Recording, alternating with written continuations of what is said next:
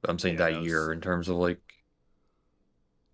I mean, Miracle, Quincy Crew's turn to ban. Miracle, Ame, Ana. Yeah, it was a pretty tough competition. But I honestly think Nisha had like maybe the best year overall that year in terms of just carry gameplay.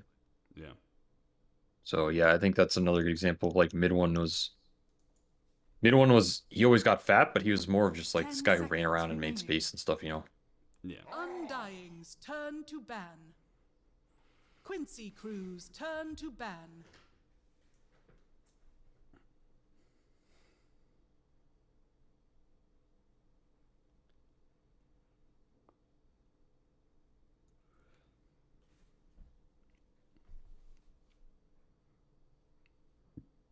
Ten See seconds what they remaining. ban here. So who Quincy got first pick. 5 seconds remaining. Interesting. And I guess Quincy doesn't play Spearbreaker. Never really seen them play it. I guess it's gonna be IO Quap ban and they're gonna take Weaver maybe.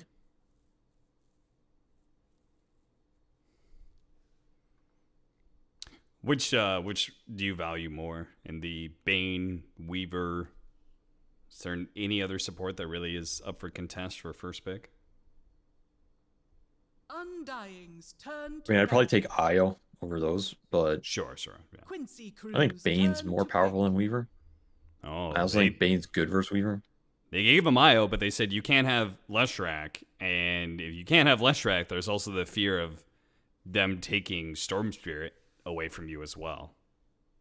That's when you hit him with the silencer, baby. You know what I'm saying? 10 Damn, it's seconds lining up. If it's silencer, it's coming. 5 seconds I remaining. mean, I think you can maybe nix that, but Undying's it's turn not as to good. pick. Undying's turn Quincy I Crew. mean, they're definitely gonna just like something Storm again, I think. Yeah.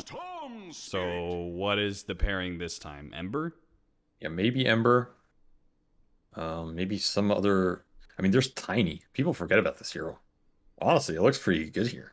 I think Tiny still owns Storm, 10 seconds and remaining. the Isle Tiny's still really good because you get the magic amp and attack speed and all that. It's good 5 versus Weaver. You get to seconds burst him. remaining. You get the extra armor. People forget about this shit, man. But I'm telling you, like, it's perfectly viable. Tiny dumpster Storm, and Quinn's a really good Tiny player. They might also just Okay. go like Night Stalker. I think that's another common Stormancer IO pairing. Quincy Crew's Yeah. turn to ban. Night Stalker. Oh. That There it was is. banned in the second phase last game, right? Exactly. And I think we've seen this in China a lot. Like Storm was a first phase in China for a bit, and then that region likes Night Stalker versus it. And you see a 10 lot of the seconds Storm Night remaining. Stalker trade, and then in like terms of how do you help one play versus the other. 5 Yeah. seconds remaining. But Night Stalker, this hero's not that easy to pick, but IO makes him super pickable Undying's turn to just ban. because you keep him in lane versus pretty much anything, and then that's like his big weakness. And then like this hero Tether overcharged is a fucking monster. Yeah. Yeah. Any attack speed buff on Night Stalker because he gets just a strict attack damage 10 buff, right? seconds remaining. Yeah, exactly. And he's good for setting up relocate ganks if you have another hero that plays with you're still gonna do the IO like kind of similar to the IO Legion commander, right? Where you play together in lane and stuff for a bit, but then eventually there's another hero that takes the IO away from you, or no? Yes, I think so. The other way you can do it though is you can. I mean, most times you want to run the IO with the NS in lane because his laning's so bad most of the time that like Yeah. it just guarantees it, you know. 10 And his laning is seconds really good with remaining. IO because he's a high regen hero with high armor, so he's pretty hard to punish when he has the IO with 5 him. seconds remaining. So it's just nice. Hi, Shay. But generally, you can also just run IO in the other lane and then combine the IO with the NS during nighttime, like the early aggressive nighttime periods. Mm. I think that's the first window. If you hit it, it's super good. And then like when the NS has downtime, you play the IO with your mid hero or your carry. And you kind of like toggle this off and on, right? Yeah. And in the later fights, you're probably tethering your mid or your carry over him Undying's because the turn damage to output's ban. probably higher. But I mean, you could probably play NS carry with IO too. It's probably slightly underlooked. I don't think it's that viable, but like Zero can carry a game. Sure. They are banning the 10 NS counters, seconds like in remaining. TA. So 5 interesting to seconds see. remaining. Like Veno is another NS counter that's pretty annoying. Like it's a nice Beastmaster. Wouldn't be surprised to see Quincy one of those two Crew's banned. turn to ban. Does that not go both ways? The Night Stalker Venom? Like, aren't you also a hero that just beats up Venomancer, and you have a silence? I think it's generally pretty hard. Like it's hard to 10 fly through seconds wards, remaining. and then if he just ults you and gales you, it's like you're 5 kind of fucked. seconds remaining. But if a Night Stalker's far enough ahead, yeah. I just tend to think if Night Stalker's at that point where he's that far ahead, he's kind of just gonna beat up on anybody. Sure. Like, I was thinking more like, so if we're talking about the Vision game, wouldn't Beastmaster be better in that regard? yeah, I think Beastmaster's good too. Undying's turn Maybe to Venom's ban. not as good versus this version of Night Stalker, or I just know historically it's been a rough matchup for him. Yeah. Maybe this one's a bit easier to play. I mean, the IO definitely helps. I don't think Venom's very good versus IONS. Just because IO tends to be pretty good versus Venom in general. But 10 seconds remaining. it's like these types of heroes you could think about. Though it's like also a question of like what is going to be 5 good with seconds TSM's remaining. opener, right? Those heroes don't look amazing. The Beast on 18 could be okay for TSM. They see something. Quincy So they're probably going to take their other support here. They take the BKB lockdown. So it's really nice to have BKB lockdown versus NS because this is a hero that just wants to BKB and run in. And if you can't do that, it hurts him a lot. Yeah. So the Bane pickup's pretty nice, and obviously Bane's Bane. I mean, Bane Weaver, 10 seconds remaining. tried and true. Yeah. It's what patch are we in now? seconds remaining. It's a classic of this patch. 7.26, or I don't know. We're in Team Spirit, destroyed everybody patch. We're 730. You made me lose my mind there for a second. 726. I don't know. What Who the keeps fuck? track of these things? 72. You're living in the dark ages there, SVG. I mean, What it the feels like fuck? we're... Oh, Shadow Fiend? Yo. That's a hero that Quincy's- uses IO. Quincy's feeling themselves right now. Okay. They need some stuns, though. I'll tell you that much. We were having that 10 discussion seconds yesterday about Shadow Fiend being a hero with no stuns, no slows, no mobility. 5 seconds Yes. Well, remaining. their other two, they ain't doing much more in that area, so... Is this carry SF or is it a mid SF? No, I think it can be either. I think they're just holding it. Okay. I think they have the buffs that they can play this hero either way. I think... The thing is, I think it's just like Yao or SF, because Quinn does not play this hero. Yes, I think so 10 as well. seconds Yeah. Which- remaining. Yaor can go mid with SF. I mean, he's cocky enough, he'll do it. Remaining. He doesn't care. SF's his signature hero. He'll play it anywhere versus anybody.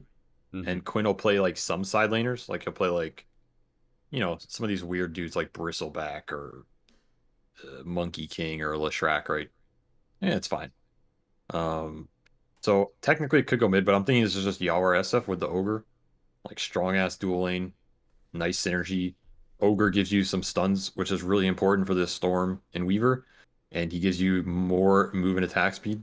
So like the damage output's insane from Quincy in terms of just running in with these buffs. But they only have the one stun, so they got to make it count.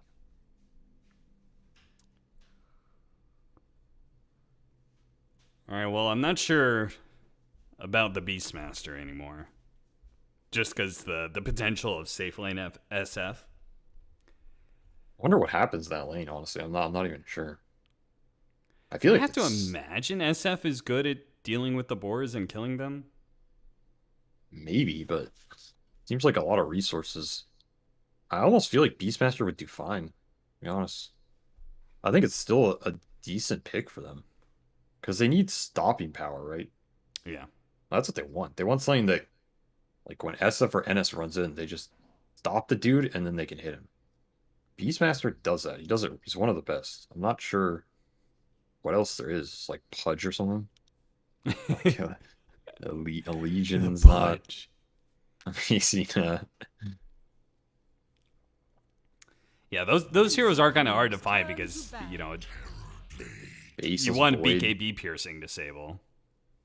Terrorblade. So he's like kind of soft stopping power because, I mean, he just BKBs and man fights you. He also Yeah. gets the aura of SF. So it's like, it's a pretty nice SF. I mean, this 10 matchup goes both seconds ways. remaining. Like Magic SF is good at dealing with Terrorblade. Right click SF is 5 not that seconds great, remaining. which is kind of what they're leaning towards with the Ogre Isle. So Yeah. I think the TV pick's like pretty good. It's also pretty good versus NS. Illusion Hero, Stand Your Ground, Thunder's annoying. It's a good pick. Well, now Quincy Crew, if we're doing the right click SF build, and Night Stalker also physical damage, like we need some hefty magic damage, and we also Yeah. have to have some AoE hold. I mean, Turn to ban. God, if Puck wasn't banned, Quincy Crew's dream. turn to But- ban. They banned Trow. I mean, Quincy has to be thinking Ember if they get it. Because there's a lot of other mid heroes banned. Like they banned 5 Quinn mid heroes. Yeah. I think Quincy's thinking Ember. There's some like weird shenanigans they can do where they can pick Darkseer still. 10 Or seconds some like, remaining. weird Terrorblade counter. 5 seconds And just do remaining. some weird flex shenanigans. But I think it's unlikely. And TSM's looking for, I think they're still looking for stopping power. So the Beast got banned. I mean, Spirit Breaker's always a first phase ban, otherwise he'd be pretty good. I don't really know what else there's in terms of just raw stopping power. It's like Magnus. No one plays this shit anymore. Yeah. Phoenix? It's, terrible because they have so much attack speed. Axe. Saberlight is a notorious Axe 10 spammer. seconds And they remaining. do ban Axe. Oh my god. Yeah, they already took that out. So They you're knew. you're kind of left with what, Legion? I mean, you could go on the offensive and go Sand King and try and blink stun them before they go on you, but that It's just too bad to versus the BKB timing. That's what I'm thinking about, right? yeah, Like yeah, Quincy's that's- lineup is all about SFNS popping BKB and hitting you. And you need to be able to survive through it. That's what matters here. So like anything that delays that or whatever is super good. Like even Centaurs like helps more than Sand King, right? You can like kite it out. Honestly, you know what's sick here? Fucking offlane Quincy Treant. Crew's turn to pick. Oh. All of his kits so good this game. Like they have no dispels for Overgrowth. All their heroes get owned by Overgrowth. The armor's super good on like the Bane Weaver Storm. The 10 lanes may be a little seconds sus, but remaining. I mean, can't get everything. Seb would pick Tree. Seb would 100% pick 5 Tree here. seconds remaining. I mean, I'd be down to see it. Turn to pick. I'd be down to see it. I've watched my Morphling. share of Seb offlane tree. Is this a Quinn Shadow Fiend? Holy face. Never played this shit for me. Come on, dog. All right, so we're presuming magic damage SF then, right? 10 seconds remaining. Yeah, which I guess makes some more sense, right? Like he could go like Yeah. Yule's E-Blade type stuff, and it's good versus Storm, good versus Terrorblade. Another last pick Brood, disgusting. This is a pretty good Brood game though. They do not have a whole lot of ways to deal Yeah. with Spiderlings. Holy crap. This is a much better Brood game than the EG one. Like there's even less that Quincy has. And it's way harder for Quincy to like punish the Brood. Like they can't catch and kill him as easily. If you remember that EG game, the TSM had like this Quaswex Invoker, and they had like even some Witch Doctor Cask. I mean, Ogre Io are not really catching Brood. Yeah. So this is looking like a pretty good Brood game. It's a bit greedy with Terrorblade and Storm, 10 seconds remaining. and they pretty much only have Weaver to play with him. It's the double spider lane. 5 Not seconds optimal, remaining. but we'll see. I mean, he could just get destroyed in the CS. Like I could see Yar just shit on him in CS. I mean, it kind of needs to, right? Like that. Yeah, that's your you- goal. You're not going to be able to answer him very well later on, so you got to get as much of a lead in the laning phase as possible. Yeah, that is the name of the game. And you'll like, I think Quincy will outscale them. Their scale's very freaking strong, but that's like the point of this morphing pick. It's like, no, Terrorblade, you are not the biggest boss in this game. I am. And then Brood comes in and says, no, I am the biggest boss. because you're not going to be able to get there. But that's the name of the game. Does Quincy get there or not? If they get there, I think they just win. But it's not looking super straightforward. All right, well, that's a good way for. I feel like this could end up being a one-sided game 3. I don't really know who to favor in that regard, but I feel like it's one of those games that there's enough factors in there that I feel like it's going to snowball one direction or the other really hard, which it's still good for a game 3. Just the toss-up of who's going to be able to make their lineup work. Definitely possible. I could also see this game kind of stalemating because sometimes brood games have a tendency to do that. Prepare for battle. Where like you get an enemy jungle and then like the map gets split and the move isn't super obvious and so you can stall out. Yeah. That's a very common brood game trend. So especially if both teams are kind of okay with their late game. Yeah, exactly. Yeah. Like I could see both teams just farming. Yeah. I mean, I could also see like Kezu just having a free game because it's IONS versus a lane that's only right clicks, so they're not going to get punished. And like you can see it with his build, he has no regen, just full stats, and he might just get super fat. And at some point, he just gets bloodlusted and he tethered, and they run at this brood, and he just like kills him. I can just see it happening, and then like the game shifts. So we'll see. It's also Quinn Shadowfiend. This is spicy. That's all. Yeah, I'm you said say about he never played this for you. We were talking about literally how he didn't really like the hero because it didn't provide one of those 3 things that we were talking about. So were there times where you're like, please start playing Shadowfiend for me? I think it's good. Were there? No, not really. No. I think SF's like it's Yawar's hero. That's how I always thought about it. Sure. Like I would rather just have Yawar go mid on the SF and then have Quinn play some safe laner. And I think even Quinn would be like fine with that, like because he knows it's kind of Yawar's hero. And Quinn can play SF. His SF's fine. It's just not like an Omega Quinn hero, right? Yeah. But his SF's fine. Like I mean, he's a gold SF. He plays the hero. He knows how to itemize and cast spells and all that. And I mean, Yawar's level 30 morph, so it's not like Yawar's. I mean, it's like every hero in this game's a Yawar hero or something. But we'll see. It's not like I don't see SF and think Quinn's gonna play it. So it's surprising that he ended up on it.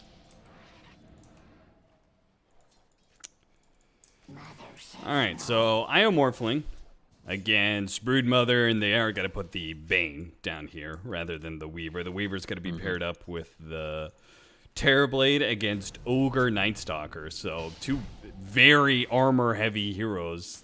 7 on Ogre, 5 on Nightstalker. Yeah, I think the Weaver Terrorblade is slightly stronger than the Bane Terrorblade, and it probably doesn't change much for the Brood. We also saw this Bane Brood lane from EG yesterday. Kind of similar idea. I don't think it's like optimal, but you can kind of get away with it. But I don't think they're gonna be able to like. I mean, it's like you said, they're not gonna punish Ogre Nightstalker that hard. I think it's more a question of does this IO Morph lane pay off in the long run? Right. Because that's the interesting part to me. Like Quincy running the IO with the Morph instead of with the NS, and then I think it's like this idea of we're just gonna out CS the living shit out of him once he gets the levels. Because you can just spam deny everything. Yeah. Initially, Saberlight's doing well, but you're talking about more like level 3-4 area, right, for Morphling? Yeah, I mean, these early waves are always just like a crapshoot. I mean, you can probably play him better, but it's more like, yeah, the level 3 area, when you have the overcharge, Morph has like some more agi and stats, and you're just like overcharge both denying creeps. That's where like you might just deny 3 every wave, and then it's becomes too much. So that's kind of what I would think is your goal in this lane. We'll see if it pans out. Now, SF Storm Spirit, isn't that favored for SF until 6 on Storm? Yes. It's one of the heroes that can do pretty well versus Storm, and I know a lot of mid players like this matchup in general. Just being able to, like, you know, Yules the Storm and just ult him and he dies in the fear duration, and these types of interactions are generally pretty good. So they have some good stuff going for them there. The early waves are pretty even, but I think that's like most SF lanes. I don't think SF ever wins the super early waves like that hard. Yeah. He's a very snowball-oriented laner. So this level 4 to 6 period is where he wants to gain an advantage. You can see him already trying to zone out the Storm Spirit with the raise spam. Top lane, Night Stalker, 11-1, 12-1. Not too bad.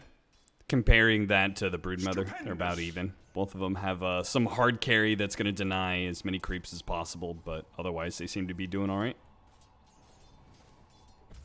Yeah, a lot of this is like a stick charge lane too, so a lot of like high armor, high regen heroes getting stick charges. No one's probably gonna die, but Yeah. this NS is getting out CS pretty hard, so they are playing this lane pretty well and pulling ahead. Kezu, in fact, resorting to some lane pulling shenanigans. Moonmeander's going to try and deny with the easy camp pull, which still will have an effect. The lane's going to push in as a result. I think he can die here. They just go on. Tomato's coming over. He's got the reflection with the bugs and the slow attack speed of Kezu. He can't deal with the bug very easily. So it's just going to stick onto him for a long time. Tomato comes in, one slice, and gets the last hit for first blood. Mid lane, they also... Oh, never mind. Dubu just denying the ward. Very interesting. I actually think the Weaver should have just died. Because he came out of Sakuchi to pull that camp. And, like, you have Ogre Stun and a level 2 NS slow, and another Sentry. I think they just go on him, he dies. And it's a pretty nice kill for NS, but... It's like, they kind of lingered, and then Terribly comes over, he gets a freebie. Now he's pretty far ahead, because it's also first blood, so his net worth jumps pretty high. Ooh, Orb of Corrosion. Milan. He gets run down pretty well. God, Orb of Corrosion's just so strong. You're that far up in the lane, you get slowed down so much, there's no way out. Yeah, this lane is not going well for Quincy. I mean, Yawar's farming, but, like, you'll always do that first brood. But this lane is not looking that easy to sustain over the long term here. I'm trying to get this kill, but I don't think this is worth it. Oh, the trade-off is not looking so hot. Fortunately, Yawar is able to get the adaptive strike. The Bane idea for this lane seems pretty nice, where they can't kill the Morphling anyway, so you just sleep him and kill Milan. Yeah, it's like a better setup just because of what you're playing against than we saw yesterday, I think. Like, the Brood's not really pressured to, like, kill this Morph or mess him up that much. He just kind of wants a bunch of XP and get to level 6, and then he knows, like, no one can really stand in this lane that easily. Yeah. I mean, maybe Morph can stand against Brood, kind of, but probably not that easily once he has 6 Quinn on the 6-minute power rune, and dead. Nice sandwich there from Moon Meander. And a regen bottom. Ooh. Quinn's Talk about getting rewarded. That. That's just the power of Weaver. Like, this hero's picked for his lane, but also these early power rune fights. Not many supports outfight this, like, Weaver bug plus Sakuchi on these runes. This is way too strong. That's why this hero's picked so early. Also solves so many mobility problems. Amount of times where I play Weaver and I'm like, oh, I'm out of position, but it doesn't matter. Quinn in trouble again. They are going to be able to get the stun onto Bryle. Bryle could die first, but he zips to the side. One more zip away, and he's good. He's in the clear, and he'll turn around and help kill Ponlo. Moon Meander gets the double kill. Oh my god. Now this is a disaster. Because this Brood lane, you're not going to have game flow through it, basically forever. And top is, like, you know, his TB got first blood. He's snowballing. So mid is kind of where you had some room to make up for this, but Moon just, like, swaying this lane super in favor of Bryle. Double depth on Quinn. They're going to smoke him out to try and get the lane faster, but that's pretty sad. They might have been able to get that kill if he, like, backed up and did the triple raise, but it's hard to know.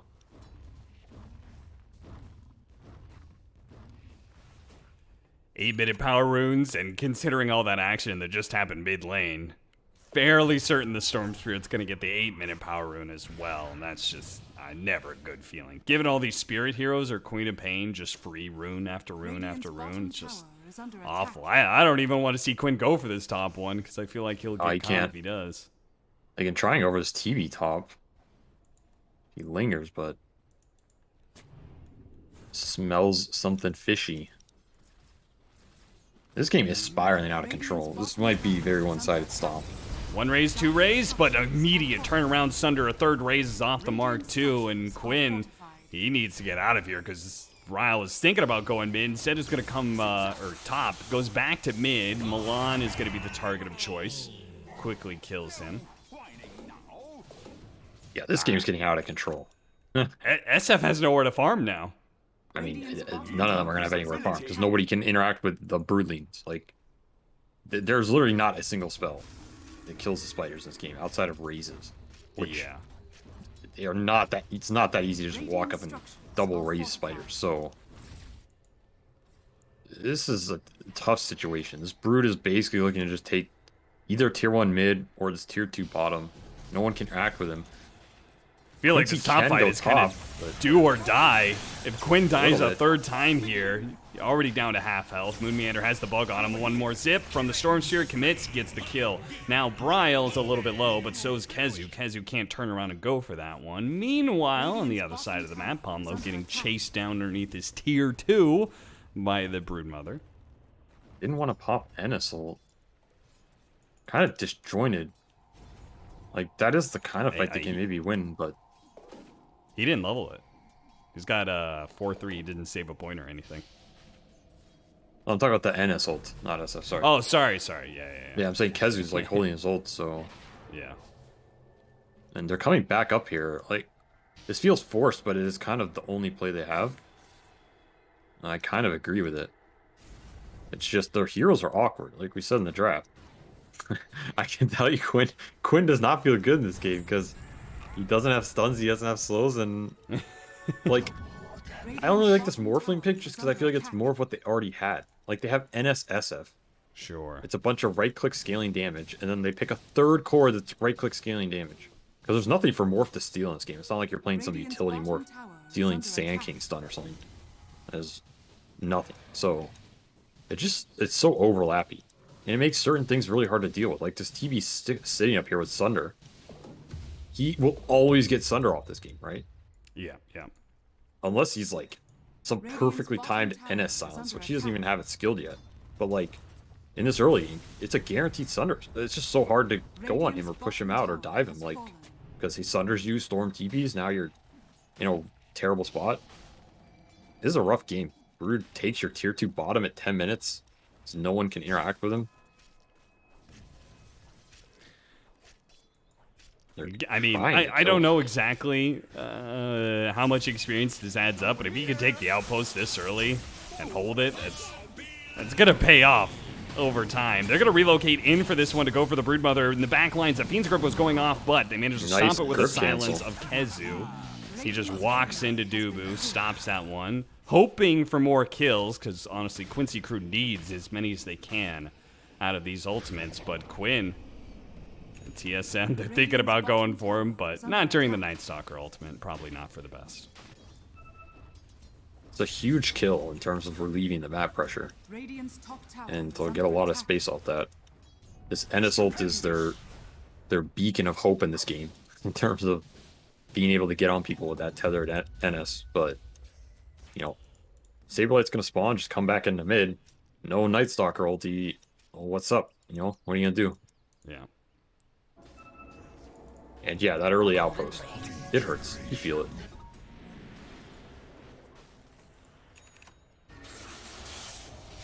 That's a dead Morphling. It's a dead Morphling, and that's going to be a very fast Orchid for Bryle. They're going to go an Aghanim Scepter on the Broodmother, so they're going to try and just spread out and start laying down those traps everywhere. Yeah. Kind of makes sense to me. Like, he's gonna have it so fast. I feel like it might just end the game. Yeah. When you've got so many heroes that need farm, taking this much of the map and then having the spinner snare everywhere, Nobody's gonna feel safe to move around. Yeah, it's just. I mean, they have 3 cores who all need multiple items. Io is not that sacrificial when you play him 4 like this. Like, he wants his own locket or something. Ogre's kind of their only sacrificial hero, but he's an ogre. He ain't, like, making crazy shit happen. He's level 4, because he had no laning phase, because he had to go off lane because there's a brood, so... a very tough game. I mean, it's probably like 95% TSM favored at this point. Dota Plus says 85-15. So you're pretty close. That's generous, I'll tell you. Yeah. I mean, their triangle has been taken over. Like, where does Morphling... And they have to, like, YOLO run out side lanes or smoke and hope for a kill that relieves that map pressure you were talking about. They're going to try for it now. 4-man smoke up. Wrap Yeah, but what is the catch? Like, what? They have a level 1 ogre stun? He's just going to walk up and stun somebody? Are you supposed to tether the ogre in? Maybe that's the plan. I don't know. You're going to pop Dark Ascension. They got him in a weird spot. Yeah, Saberlight, he's kind of back up against the wall here. Doesn't have any more webs to be able to play off of, but he does manage to turn into a pig and get away, all because Dubu slows down the damage. They're still trying to chase after this Broodmother, but they're going to have to go so far deep into the map that I don't think this is possible any longer. They are getting some, like, wasted webs out, and he's in a corner now. So it's not entirely useless, but you're still losing net worth to do all this, you know? Yeah. TB's just vacuuming the entire... He hasn't been even close to touch. Storm is... almost has a Orchid. 400 gold. So these moves, you have to make them. You have to try and get something, but... it's not enough. They need more.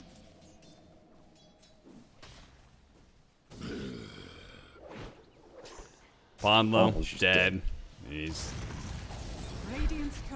It's one of those games where Saberlight's just going to be able to yell out constantly. Dead on my screen. Any hero he sees, they're going to fall over to all this damage that the Spiderlings provide this early on to the game. Yeah, I mean, this is a shellacking. This brood pick was definitely paid dividends. Just destroyed their laning setup and very little interaction. Go for the relocate out, tether back in. Quinn will survive, but the IO is obviously going to die when he goes back.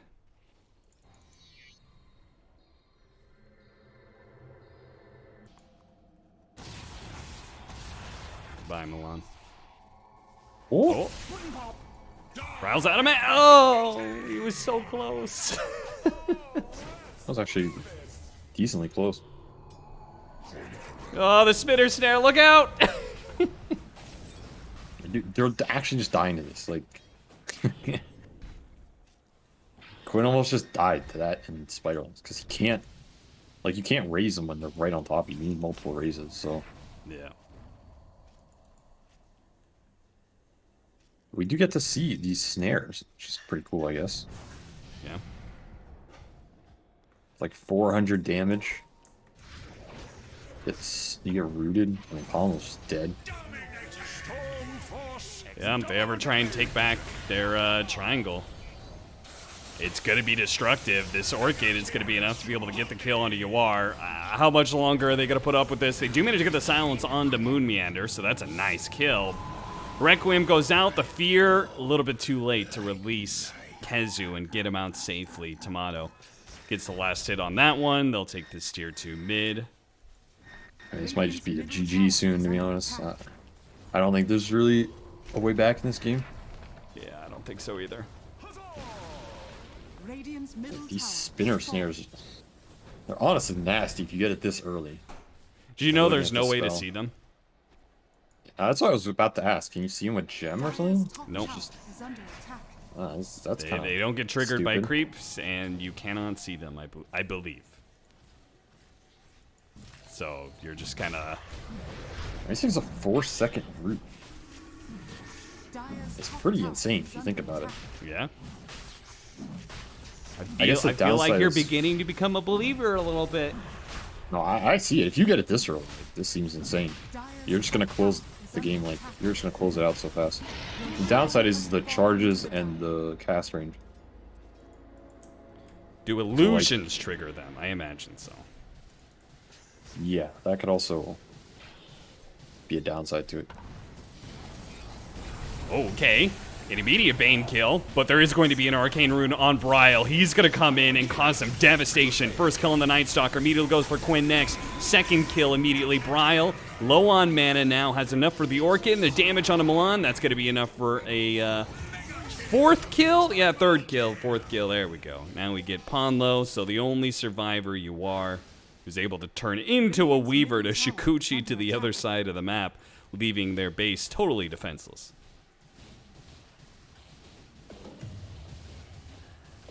Too many carries. Just too many carries. Everybody wants to carry the game, you know? It happens. Drafts get away. I've made the same mistakes, but this is definitely just a hard game on draft, I think. I don't even think there's many like moves Quincy could have done to salvage the lane situation. And then, even if you get out of that, like, their draft's pretty slow, and their heroes don't naturally set stuff up for each other, so it's just hard to punish anything. Yeah. It's funny But, how I mean, this series has had basically both of these teams showing off a little bit of what EG was drafting and just doing it better. Drafting it better around it or playing better around it either way, all right? They did a Broodmother game. We saw an IO successfully win with a similar lineup, you said. Yeah, Fiend that's a good way to skip. think about it. I mean, this is a GG call, I think. Yeah. No GG. Man, these guys are... Jack has trained them well. Never give up. I mean, I would call GG. Yeah, I was about to say, you would be calling GG, right? You'd be No, like, all right, I this is- rarely... I never call GG. I was always the guy who's like, we have one more fight, guys. We have one more fight, you know? Maybe they'll throw... But this is just one of those games, you know, it's over just because the way the heroes function. It's not like a... Maybe they'll fuck up. Like, even if they mess up, you're still not going to win, so... Yeah.